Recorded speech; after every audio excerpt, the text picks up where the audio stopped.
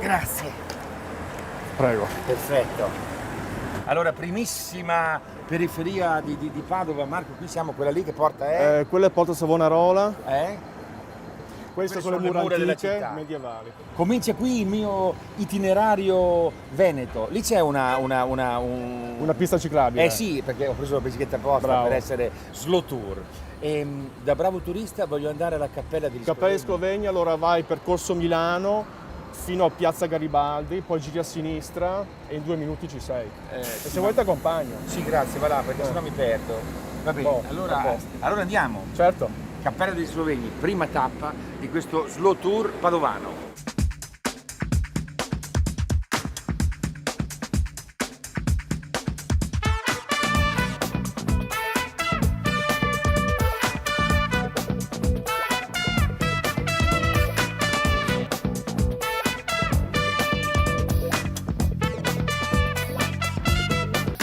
Lo slow tour per Padova comincia qua, da uno dei gioielli dell'arte italiana, la Cappella degli Scrovegni.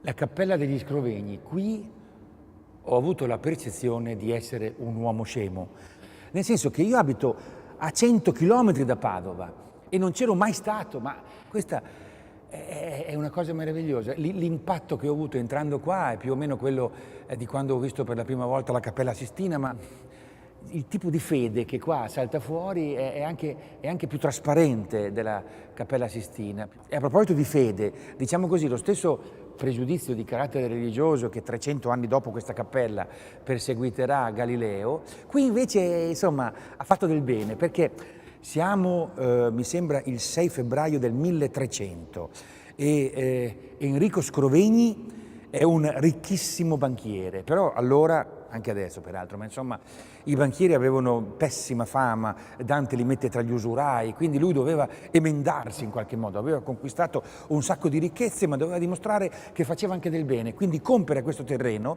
che prima era stato utilizzato anche, sembra, per riti di carattere pagano. E niente, ci vuole fare sopra una cappella, una chiesa, la dedica alla Madonna e chiama il più grande artista del tempo, Giotto.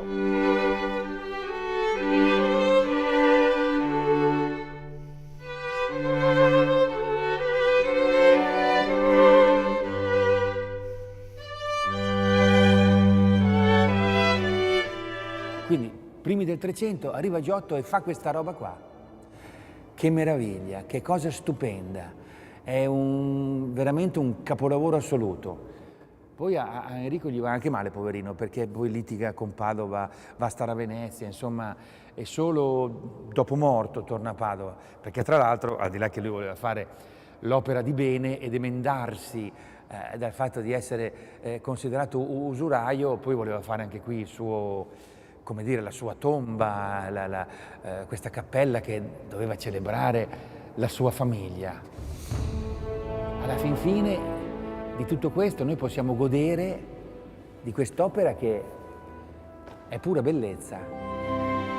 Ecco, illustrarvi proprio non sono in grado, ma alcune cose sono molto significative. Allora guarda, lì, quel signore con quella veste un po' violetta che offre la cappella alla Madonna è proprio lui, è Enrico Scrovegni. Ma quello invece in bianco che tiene su il dono, chi è? Questo è fondamentale, è il teologo consulente di Giotto perché diciamo tutte queste scene fossero in linea con la religione. È un po' il commissario politico da un punto di vista religioso, possiamo dire, perché allora la gente non leggeva e quindi praticamente capiva, assorbiva le scene sacre attraverso gli affreschi. Ma cosa ancora più interessante, guarda qua sulla destra, raffigurazione dell'inferno. C'è addirittura Reginaldo Scrovegni, è quel signore lì con le mani legate dietro, il cappellino rosso, è il padre di Enrico, collocato da Dante nel 17° canto dell'inferno, proprio perché era avaro, usuraio e così via. E Giotto l'ha messo perché Dante l'ha conosciuto, anzi questa raffigurazione dell'inferno, forse la prima in assoluto, deriva da una visione dantesca. Certo, Enrico era il committente, però ha fatto mettere lo stesso il padre nell'inferno perché questa era, diciamo così, anche la ragione della sua espiazione. E poi la cosa forse più interessante di tutti, guarda là c'è l'intonaco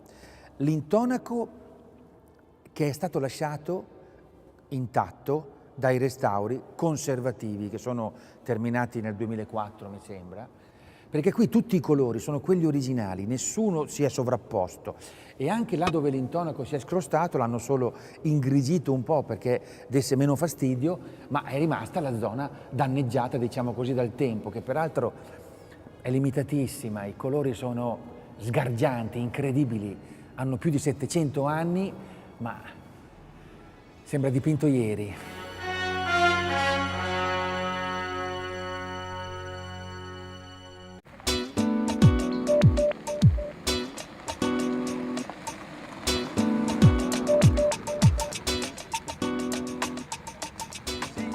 Così schierati sembrate dei guerrieri romani sulle bighe, invece sono bighe tecnologiche. Cosa sono queste cose qua? Si chiama Segway, senza muovere le tue gambe ti permette poi di girare. Per il turista è l'ideale, perché vabbè non sempre si può andare con la bicicletta, il turista si stronca di fatica normalmente, invece se gira col Segway è un superuomo, un super turista. Ma è difficile? Adesso lo provi e vediamo un attimo. 1, 2, 3.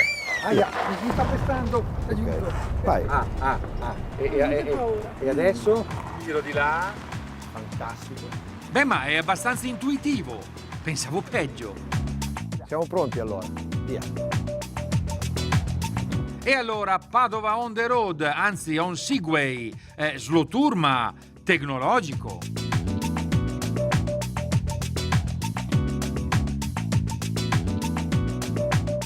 Prima tappa, l'università. Ciao. Giulio Peruzzi, puntualissimo, davanti a questo catafalco, cattedra, che ha fatto la storia della fisica. Allora, appunto, il pezzo di legno in sé non ha fatto la storia della fisica, chi l'ha calcato sì.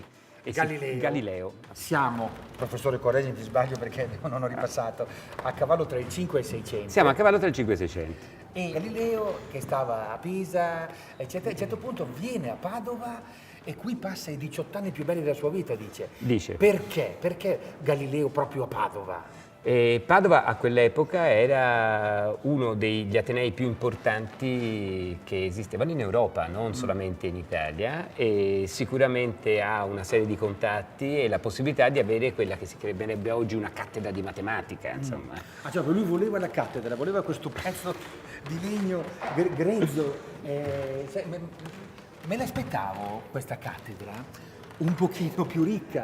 Sembra veramente invece... Beh, questa è solamente la struttura portante, di solito sopra veniva messo un drappeggio, tra l'altro non è completa perché accanto a quella scalinata con cui si accede da destra ce n'era una simmetrica a sinistra. Comunque uno che saliva su, proprio saliva in cattedra, cioè era proprio là in alto. Era il modo dell'epoca di intendere il professore come... un predicatore della scienza. La luce. E sicuramente Galileo era un grande didatta. E quando appunto fa queste lezioni rivolte alla popolazione accorrono in quest'aula migliaia di persone che per l'epoca sono numeri e persone che non appartengono solamente all'accademia ma anche persone del popolo in genere, coinvolte da questa sua capacità di porgere in maniera semplice anche concetti che non erano proprio banali e addirittura molto in contrasto con quella che era l'idea del mondo dell'epoca. E per questo Galileo era scomodo per la Chiesa, per la sua capacità di divulgatore scientifico ex cattedra. Senza offesa. Vista così sembra un po' un teatro dei burattini, però vabbè, uno se l'immaginava più fastoso, anche la vita di Galileo uno se l'immagina Galileo, invece affittava camere agli studenti per campare, vendeva degli strumenti tecnici, è giusto? Allora, lui ha questo problema dei soldi. Primo, diciamolo pure tranquillamente, perché allora come ora i docenti universitari non venivano pagati in maniera particolarmente ricca. Ecco, e quindi... questa è una parentesi per attualizzare. per attualizzare, diciamo. E dall'altro punto di vista lui aveva una famiglia, in particolare la madre all'inizio, poi i suoi figli, la sua compagna, eccetera, da mantenere. Compagna, non moglie? Non moglie, non si è mai sposato. Ma dai! E quindi... Galileo non si sposa. Si può dire che a Padova è nata la scienza moderna? Certamente Padova in quell'epoca è stata crocevia di pensatori di grandissimo livello. Di qui è passato Copernico, di qui è passato Harvey, quindi Padova crocevia, ma scienza moderna come movimento europeo. La cattedra di Galileo, che ci guarda dall'alto. Turista rotante, per caso, a passeggio, a caso, per farsi un'idea di Padova. Adesso facciamo un giro per le piazze più belle di Padova. Ce ne sono tante e sono proprio belle.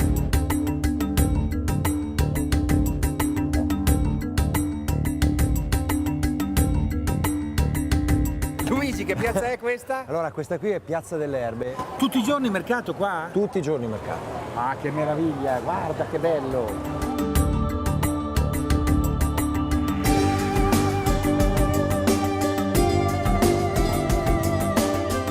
Sembra un po' un mercato orientale, è veramente popolatissimo. Sarà assurdo, ma mi ricorda quasi il grande mercato coperto di Istanbul.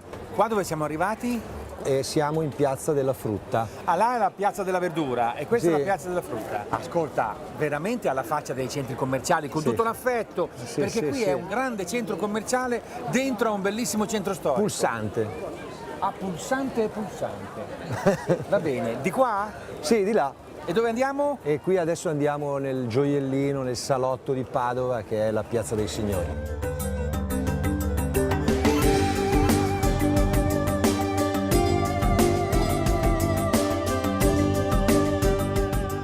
Il Duomo.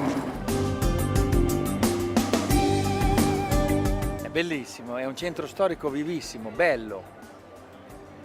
È una città, beh, si sapeva che era bella, ma scoprirla slow è una vera soddisfazione.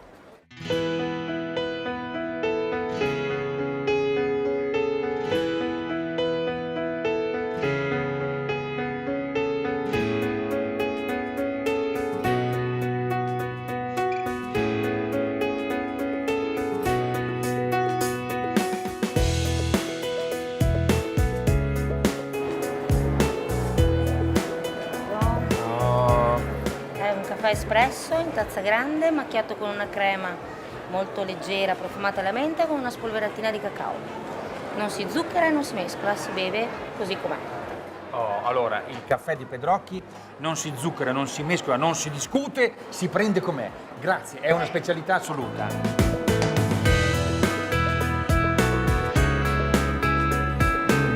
È un monumento nazionale, ma è anche un luogo storico. Allora, il primo dei Pedrocchi, mi sembra si chiamasse Francesco, ha cominciato a fine Settecento a importare il caffè. Bevanda strana, bevanda che stava diventando di moda, bevanda rivoluzionaria. Poi il figlio Antonio invece, primi 800, 1830, inaugura proprio il caffè Pedrocchi, che diventa un posto mitico. Qui gli studenti avevano diritto di venire, bevevano un bicchiere d'acqua gratis, si potevano sedere. A proposito, 1848, succede un 48, perché? Perché qua dentro viene ferito uno studente. Il caffè senza porte, aperto 24 ore al giorno, viene ampliato, è un'opera architettonica molto importante, è proprio il cuore della città.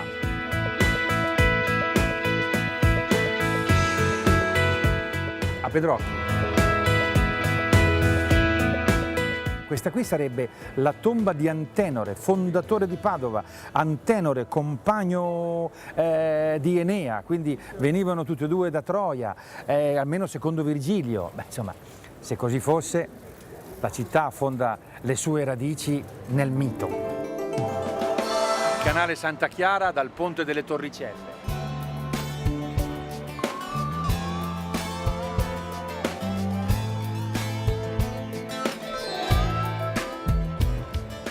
Siamo arrivati in Piazza del Santo.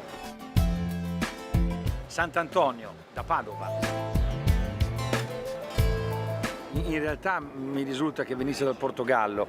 Siamo nella prima metà del 1200, è il santo di tutti, è il santo di tanti, è il santo degli zingari, è il santo degli studenti. Questo è protettore della famiglia, delle cose perse, infatti c'è una particolare preghiera che si chiama Sequeri, che si recita quando qualcuno ha perso qualcosa e si dice che con i sequeri la cosa si ritrova. Sequeri. Sequeri. E per i latini, quindi per la Spagna, il Brasile, l'Argentina e quant'altro, è colui che si occupa di trovare marito alle giovani signore single. E la mia nonna aveva una statua di Sant'Antonio perché quando mio nonno è stato riformato, perché avevo ormai 3 figli e non è andato in guerra, lei è venuta qua a ringraziare Sant'Antonio. E chissà se Sant'Antonio protegge anche quelli che rischiano di perdere il treno. Stazione di Padova, lo slow tour continua, carico la bici sul treno, avanti.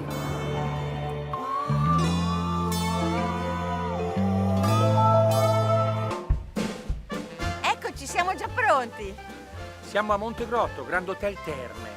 perché facciamo uno slow tour, un viaggio nell'acqua calda, termale. Benessere. Salute! Bellezza!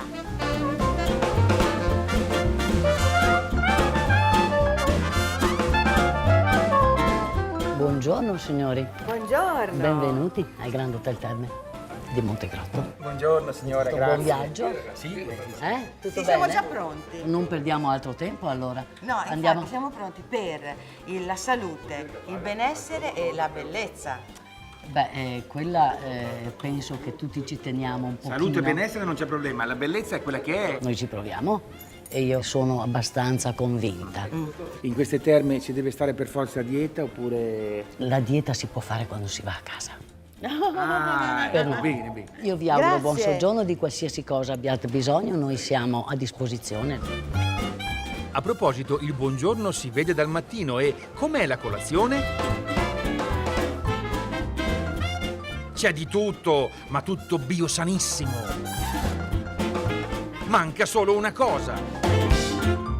La macchina del caffè, la famigerata macchina automatica del caffè alla tedesca non c'è. Qui il cappuccino lo fanno vero, ma è importante. Ma in tutti gli alberghi italiani questo segno della colonizzazione tedesca è tangibile ed è terribile. E qui invece, dove è pieno di tedeschi, non c'è. Il cappuccino è vero. E i tedeschi sono già lì che fanno ginnastica.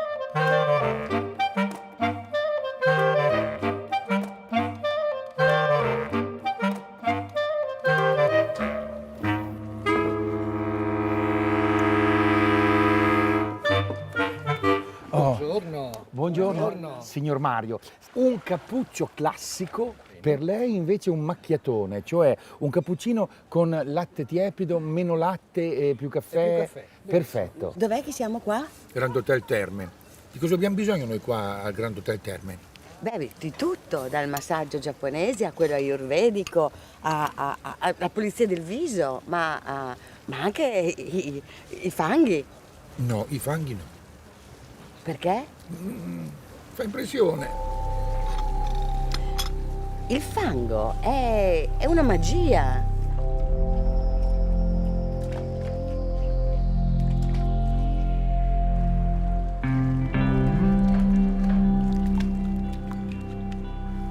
Allora, dottoressa Birgit, è vero che l'acqua termale è magica, è una magia, è un miracolo. Per alcuni è diventato un miracolo le nostre acque. Come sapete, l'acqua è un'acqua molto naturale perché viene dal Vicentino, dalla montagna dei Monti Montelissini. E là viene, cioè scorga da lì. Scorga da lì e poi va sotto la montagna e fa un percorso di quasi 100 km in profondità quasi a 3.000 metri sotto il suolo, e è lì che prende poi le sue... Che si scalda, diventa acqua termale. Sì, e si prende le sue proprietà, che poi spunta qui nella regione di Abano Terme, e noi la possiamo usare per le nostre cure e anche per il fango. Ma che cosa miracolosa! Così, sì. È bellissimo. Viene definita poi salso bromoiotico quest'acqua, perché si arricchisce con questi minerali qua. Quindi con il bromo, con sale, insomma sale in salso, generale, sale e lo iodio, che fa benissimo. Sono le diverse vescoe. Anche questo viene dal sottosuolo e viene messo in questi bacini e matura per 2 mesi e si formano microrganismi e alghe, e questi danno poi queste proprietà curative al nostro fango. I microorganismi. Sì. È la base della terra, la base sì, dell'esistenza. la base della terra e dell'esistenza, sì. E si è visto che c'è un particolare anche batterio che si chiama ITS5, che lascia questa sostanza antinfiammatoria. Con il batterio ITS5. Ma che carino, ma che bravo, che miracolo! Meno paura dei batteri, anzi. Molto meno, anzi. Sì. Sfruttiamo il lato battero. Buono dei batteri. Bene, dottoressa, allora posso andare? Vado qua? Sì, ma no, non subito qua. Dobbiamo tirarla fuori. Tu vai da questa parte, io vado da questa. Ci vediamo dopo.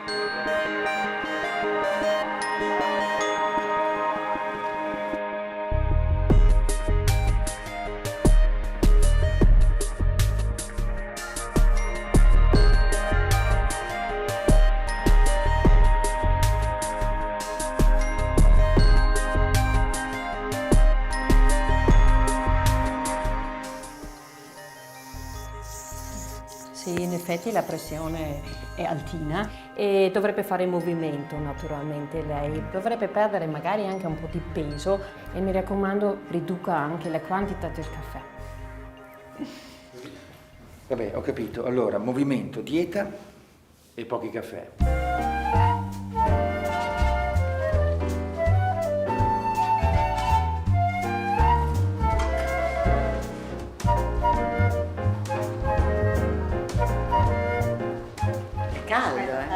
Questo è tanto caldo. Tanto caldo. Per quello che gliel'ho detto, non ce la fa mica andare sotto a questo fango qua. Che temperatura è adesso? Adesso qui abbiamo circa 45 gradi, però noi dobbiamo aspettare che il fango arrivi solo intorno ai 39-40 gradi.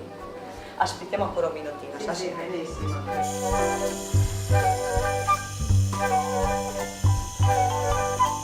Slow Tour, viaggio nel benessere delle acque termali.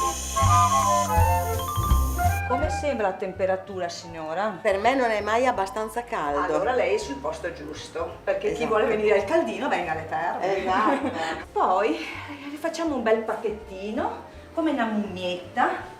Speriamo di trovare qualcosa dopo, sa che quando si risveglia qualche mummia si trova sempre qualcosina. Come si sente? Benissimo. Un pisello dentro il suo baccello. Bene, dura circa 15 minuti, poi io la vengo a trovare, vediamo come sta, va bene? Chissà che cosa farà Patrizio. Movimento sicuramente.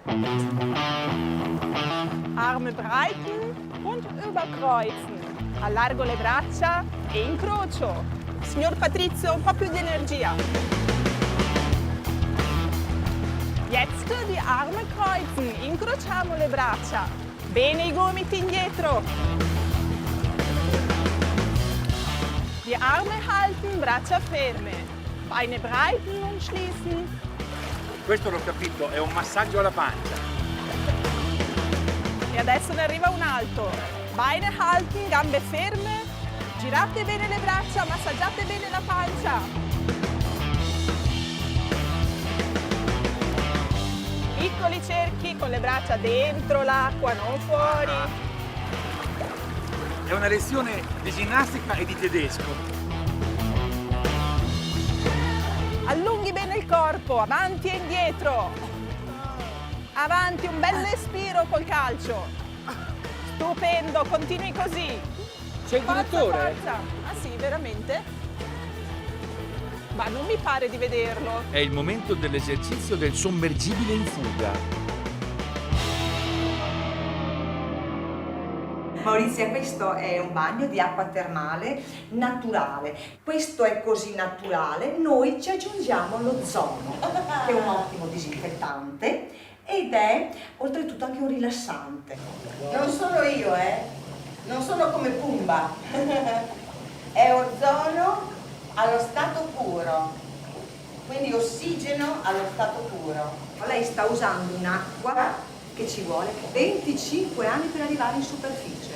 È terra, acqua, fuoco, aria. Sono i 4 elementi che si uniscono per la salute dell'uomo. Ma chi l'ha pensata così bene?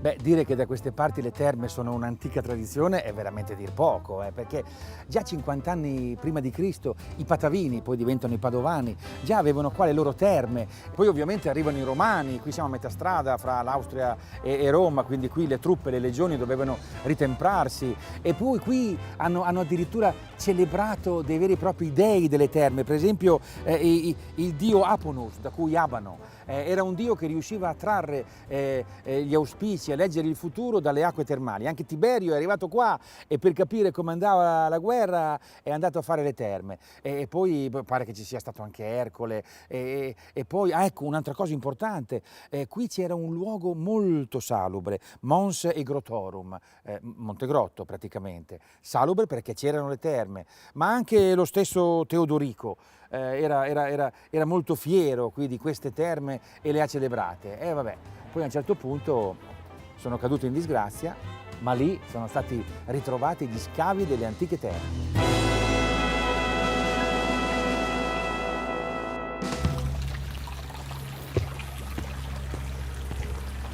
Qui a Montegrotto le terme hanno un indotto bioclimatico molto particolare e danno vita a iniziative collaterali molto curiose.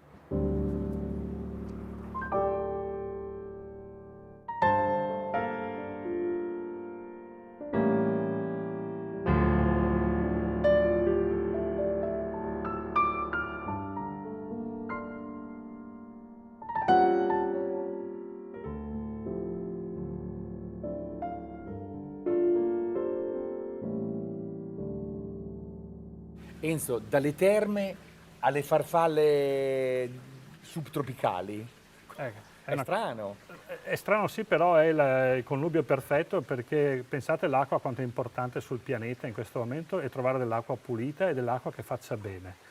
L'acqua delle terme è proprio così. Noi abbiamo scelto questo posto perché fa bene alle persone, ma fa bene alle farfalle, che sono il vero testimonio della salute del pianeta. Questo è un vero farfallo zoo. Ci sono farfalle da tutto il mondo, raccolte e mostrate a scopo didattico-scientifico. Io dico sempre una cosa, le farfalle non sono solo colore, sono musica che vola. Marco, ma cosa mangiano le farfalle? Allora, la maggior parte delle farfalle si nutre di nettare. Queste che stai notando in questo vassoio, in questo piccolo bar, si nutrono di frutta. Che razza di farfalle avete qua? Allora, qui ci sono all'incirca 200 farfalle come specie. Cioè, con l'umidità e la temperatura Assolutamente e il sì. clima termale, la farfalla campa il triplo. Vorrà dire qualcosa?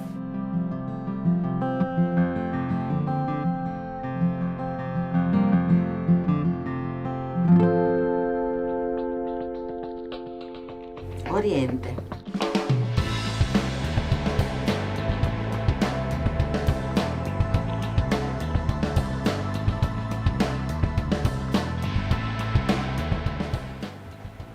Fortuna, il kanji che significa fortuna. E io sono fortunata a poter fare un massaggio ayurvedico. Vado subito, subito.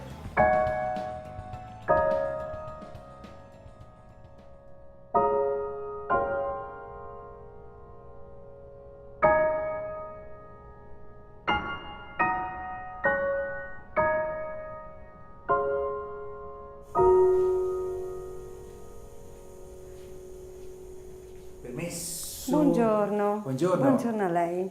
È qui che mi fate l'autopsia? Sì, però non si chiama autopsia, ma si chiama l'hammam. Questo è un trattamento che facciamo con il nostro scrub biomimetico. Sì. Vuol dire che in pratica che possiamo mimetizzare tutta questa ciccia. Ci si prova. Adesso lei stia in completo relax e io comincio questo scrub per pulire tutta la pelle dall'impurità. Beh, togliere l'impurità, ma io mi lavo, non sono mica sporco.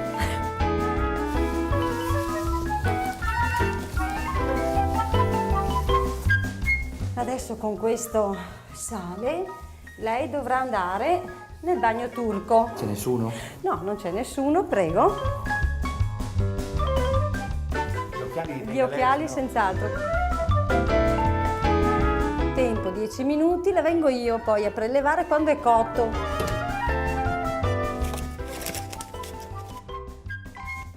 Dopo l'hammam e il bagno turco fa benissimo bere la tisana. Buono, eh? Buono, sì. Buonissimo. Ecco, Ci così. vuole. Sto bene, mi è solo calata un po' la vista. Ah sì, beh, qui c'ho i suoi occhiali, Ah, scusi. eccolo. Sì. Eccoli qua. Adesso sono proprio meglio di prima.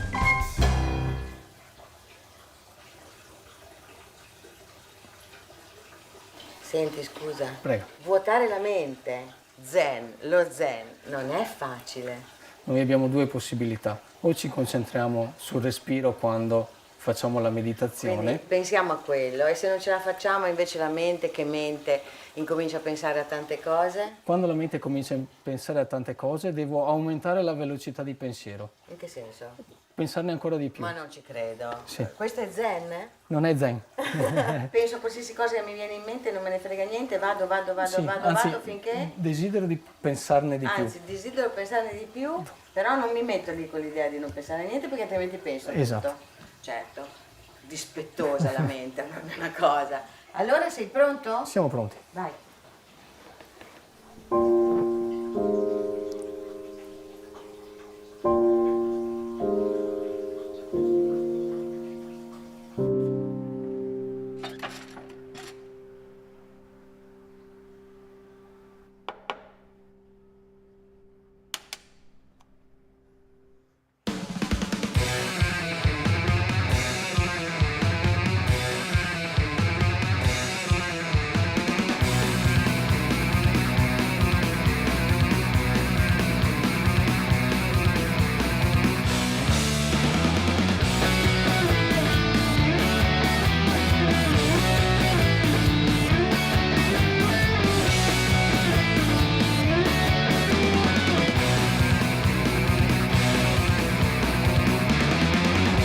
Buongiorno. Sornione. Questo no. Questo no, questo no, questo no, questo... Questo no. Il bello è che riesco anche a stare a dieta. Tentatori. Le terme si dividono in due categorie, quelle che ti tengono a dieta per forza e quelle no. Ma 2 spaghettini espressi si possono avere? Esattamente, che li faccio subito. Dieta, vero? Sono a dieta, vero? A dieta, qua Passera di Mare. Passera di Mare. Eccoci qua, pronti?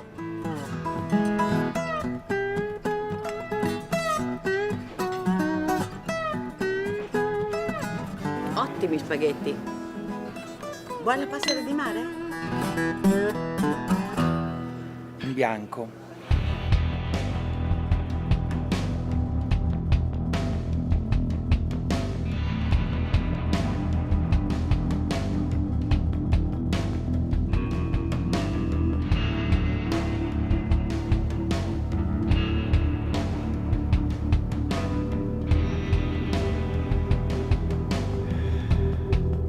Cromosodioterapia. Questa è la sala del sale. Sale per terra, sale alle pareti. Stare al mare fa bene alla respirazione, fa bene alla pelle. E stare in questa sala del sale per 30 minuti sembra che faccia bene come stare un mese al mare.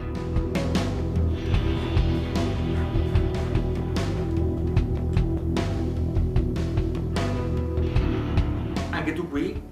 Anche tu qui. Nella grotta del sale. Non solo terme. Come ti senti? Ben conservato, come un prosciutto sotto sale.